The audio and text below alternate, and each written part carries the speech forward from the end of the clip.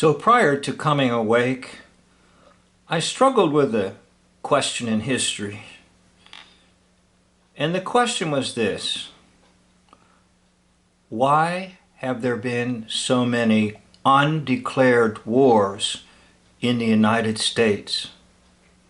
Now, the last so-called declared war was World War II from 1941 to 1945.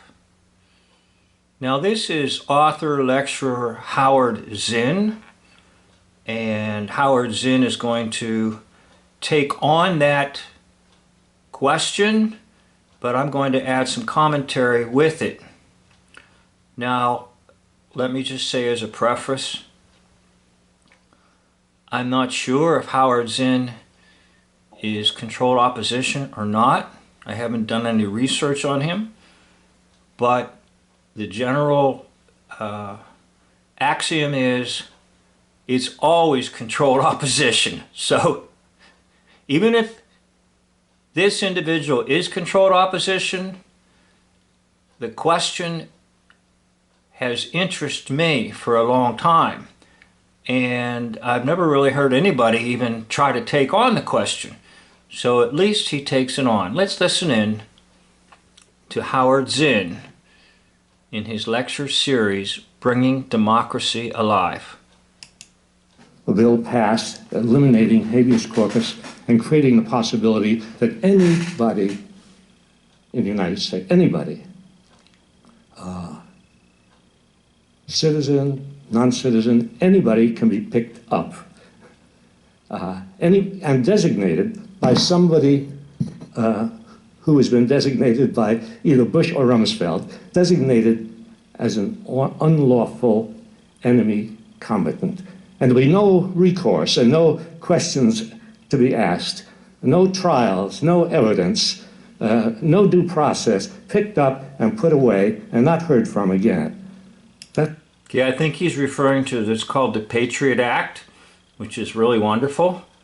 Sounds really wonderful, Patriot Act, but basically what he's saying is anybody, for any reason, with absolutely no evidence whatsoever, can be picked up, detained, and imprisoned. That's the legal situation right now as a result of the passage of the Military Commissions Act of 2006. That's enough reason for impeachment. I mean, it could have been could have had a more drastic basis. Wars of aggression. The Nuremberg trials led to the Nuremberg principles and okay, the Nuremberg trials are fake. So that leads me to believe that the man you're looking at, Howard Zinn, is nothing but controlled opposition. Nuremberg trials were drama meant for newsreels and radio and script. Why? Because war is a hoax.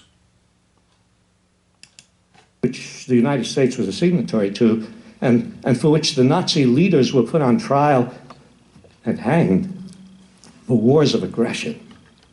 Okay, as Dave would say, nobody died, nobody got hurt in the Nuremberg trials. The United States government has engaged in a war of aggression against Iraq. I'm not suggesting drastic penalties. A mild, humane, nonviolent, even constitutional penalty, impeachment, and no jail time. Maybe community service.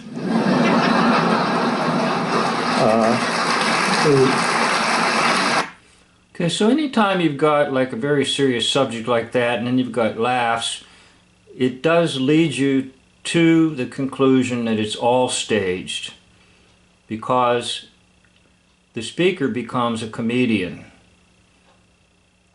and the audience, which is hearing a very serious subject, shouldn't be laughing. If anything, if wars are absolutely real, R-E-A-L, everyone should be weeping, not laughing.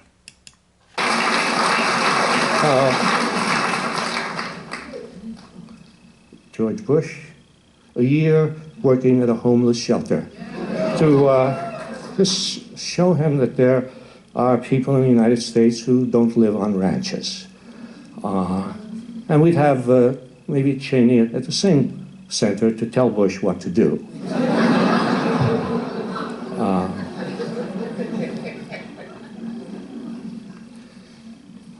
Anyway, I thought I'd start off on a mild note.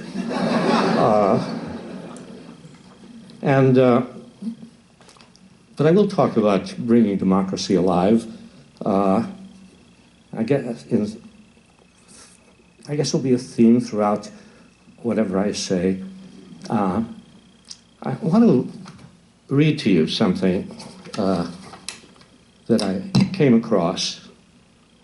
We always claim we came across. We don't say we looked hard for something. I just happened to come across this statement by Hermann Goering, one of my favorite writers and speakers. It comes out of actually a book called Nuremberg Diary. Okay, once again, the Nuremberg trials are fake, and Hermann Goering is fake. Now, in one of the videos I did on one of my channels, I identified Hermann Goering as Orson Welles. Now, one of the channels that comes out of Germany also attempts to identify Hermann Goering, and perhaps the analysis that is done on that channel is better than mine, and that is correct and I'm false. Or perhaps that different actors play the same character. In other words, several people play Hermann Goering.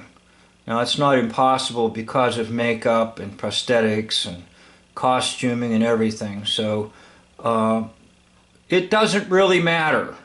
But I'm going to give you the reference to that channel, and I actually did a plug for this channel under my Spotlight On series, and also on my playlist on this channel, War Backwards Equals Raw. You can find this channel listed. Now, this particular video you'll have to go to this channel to find, and I'm going to give you the channel here.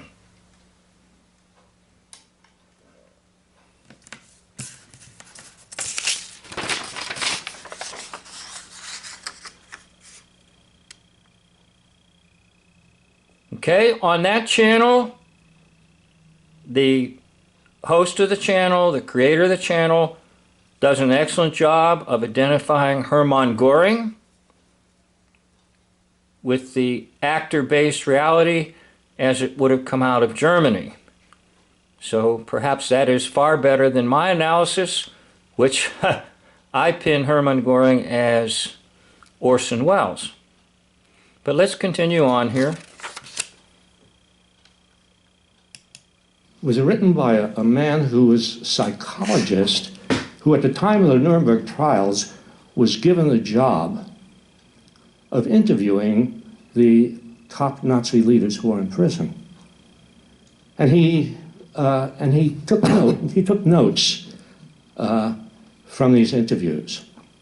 And he interviewed Hermann Goering and took notes. And I don't know whether the interpreter spoke German and English. I don't know if Goering spoke to him in English. Goering spoke good English. He was a well-educated man, as many Nazi leaders were. Now that might be put a plug in for my interpretation was Orson Welles. However, if he spoke good German, it could put a plug in for the interpretation or the identification on the channel I just showed you. So there may have been an English Hermann Goering speaking, and there may be a German speaking Hermann Goering. I don't know. But what I know is this. It's actor-based, no matter what. War, politics, and even big-time religion. Well, in the kind of spirit of education, let's say, of the Leave No Child Behind Act. You see, that is, they pass the tests. They get high test scores. And, but he asked Goering,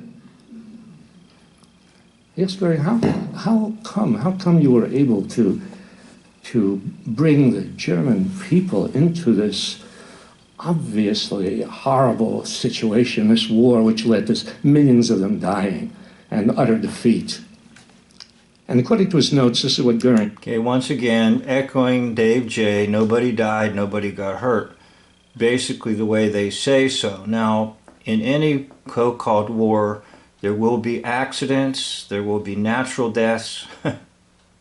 There might even be some form of people getting murdered because they know the whole thing's fake. So, basically speaking, nobody died, nobody got hurt. He said, why, of course the people don't want war. Why would some poor slob on a farm want to risk his life in a war? But after all, it's the leaders of the country who determine the policy. The people can always be brought to the bidding of the leaders. All you have to do is tell them they are being attacked and denounce the pacifists for lack of patriotism and exposing the country to danger. It works the same way in any country. It was that last sentence that interested me. It works the same way in any country. You mean it works the same way in a totalitarian state as in our democratic, liberal state? And what does that then tell us about democracy? And what does that then tell us about the state of democracy in our country, if that's the way it works? Well, in fact, when you really inspect the state of democracy in the United States, it turns out there is no very simple spectrum of totalitarianism on the one end and democracy on the other end. There are all sorts of gradations in between. And democracy in the United States is not at the far end of the democratic spectrum. We have a long way to go, really, to be a democracy. We always have. We don't like to say it because it's too easy to just say we're a democracy. And there are just two kinds of... Okay, just a little play on words. Remember, words have denotative meaning and connotative meaning. So, when he says democracy, it can connote or cause feelings inside of you, meaning freedom, and we have choice, and we have a vote. But what you don't realize is this, that the literal meaning of the term democracy is just simply rule by people. It comes from two words, demos and arche. Arche, rule, demos, people, rule by people. So a democracy is just simply people ruling. Now, who are these people? You say, so the word democracy connotates or stirs up feelings inside of people of, oh, we're free, we have votes, our nation is a democracy. Well, actually, that's incorrect too, because it's supposed to be a republic, not a democracy. But anyhow, plays on words, people not understanding the true meaning of words and their definitions, their origins. Hence, it becomes a mishmash. And this one, who's called Howard Zinn, is pretty good at guiding people through and coming across as opposition. Places, countries in the world, they're totalitarian states and they're democracies, but it isn't that way at all. I mean, we go to junior high school and we learn about what democracy is.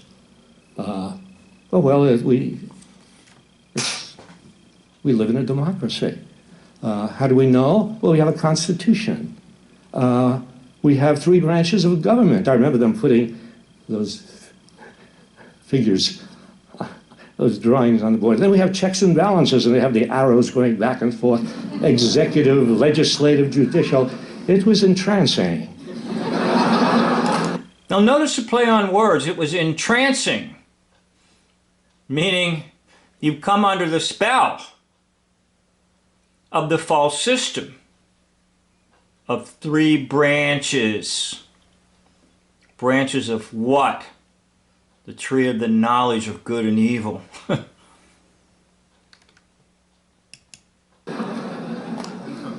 And checks and balances. Who can forget that?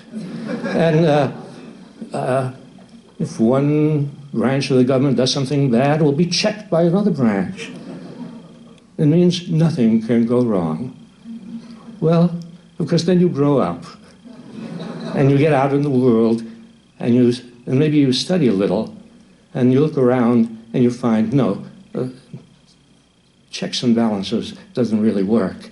And certainly not in foreign policy, and certainly not in going to war. There are no checks and balances on the president in going to war. The president decides on war, and then Congress, like a whole flock of sheep, goes along. I mean, you can trace this back to every war. Go to the Mexican War. Okay, so basically when he talks about the president going to war, that would be a reference to what's called the Gulf of Tonkin Resolution in 1964, that supposedly the U.S. Navy was attacked in the Gulf of Tonkin, and we had to retaliate, so a bill was passed quickly to give the president full power to just go ahead and proceed with war. By the way, the one who was behind a lot of that hoaxing was Admiral Morrison, Jimmy Morrison's father. Jimmy Morrison's father of the Doors. Jimmy Morrison, who will supposedly mysteriously die. But Jimmy Morrison reappears as none other than Rush Limbaugh. Well, I'm getting sidetracked here. As you can see, I enjoy making these videos. 1846, and see how much debate there was in Congress on going into the Mexican War. 1 hour of debate on going into the Mexican War. You can follow this all the way through. The Congress has never been a check on the president's willingness to go to war, which is really a complete violation of the idea that James Madison had when it was originally written in the Constitution that Congress was given the power to declare war. And Madison said the reason this is so because the president is the kind of office which is disposed to war. No checks and balances there, and no checks and balances from the Supreme Court. You would think, well, and we learned this, Supreme Court decides what is constitutional and what is not. That's comforting, until you look at the record. And then you see that the Supreme Court will never stand in the way of an unconstitutional war. So he's trying to tell you that even in their own system, it's phony, baloney. Sorry, I had to get some water there. Got a dry throat. But the whole idea of checks and balances and Supreme Court interpreting the Constitution, he's telling you, when they want a war, it don't matter. It's coming no matter what. Every war we have fought since World War II has been unconstitutional. No Congress has declared war in the way that the Constitution requires ever since the end of World War II. And has this... You know, that's the question that haunted me for many years, and even before I was so-called awake. And he's going to tell you a little bit about it, and then I'm going to try to give you some of my thoughts and explanations for what is the correct answer to this question. The Supreme Court ever made any judgment on this? Well, it had an opportunity during the Vietnam War. It had an opportunity because 3 GIs refused to get on a plane to go to Vietnam. And they were arrested, of course, and they made their way to the Supreme Court. And their argument was, this war is unconstitutional. There was no congressional declaration as required by the Constitution. And maybe these 3 guys had gone to junior high school and learned that the Supreme Court's job is to determine what is constitutional and what is not. And what did the Supreme Court decide? The answer is, it didn't. It didn't take the case. You need 4 Supreme Court justices to even decide it. So even according to our so-called recorded history of the United States, any war after the Second World War has been unconstitutional, meaning the Congress did not act and declare war. Now, why is that true? Well, he's saying, oh, they just ignore it and everything like that. Now, in a way, that's correct, but I'm going to suggest something else to you in answer to my question that's haunted me, and that would pertain to the Emergency Powers Act on, guess what? The third of 33. I want you to see that date, so I'm going to zero in on it.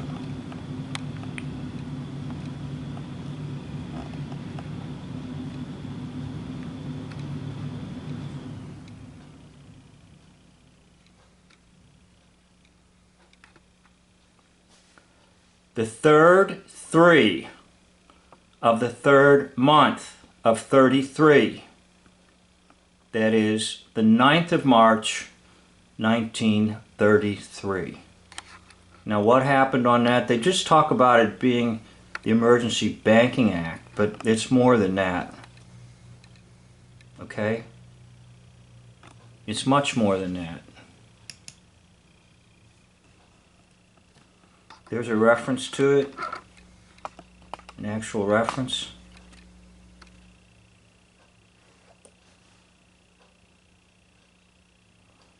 Okay, now there's much more to it, and I downloaded the document just to show you the whoops, wait a minute. Hold on, I'm sorry, I got the wrong thing for you there. There we are. Okay, just to show you that the Declaration of Emergency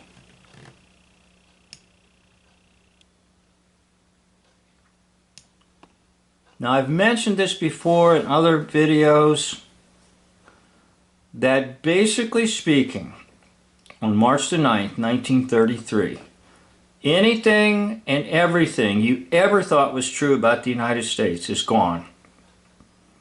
Why is that? Because a valid form of government went under by the bankruptcy of the valid United States. It was declared bankrupt, and hence a state of emergency was declared. Now that has been renewed a few times. Now what does this mean? It means that there is no valid government as you understand it. Okay? Well, what rules, or who rules? Military rule. Now, you know, all these folks are worried about military rule. Guess what? We've been under military rule since 1933. Now, many people don't believe this, and they don't really understand it, but it does tie into the hinged flag sort of thing too. When you go into courtrooms and different places like that, it's a military flag with the hinges on it, with the flanges, the hinges. Okay? There's a difference between a U.S. flag and a military U.S. flag. And that's what's being flown in your government centers, in your administrative centers, and in your court system.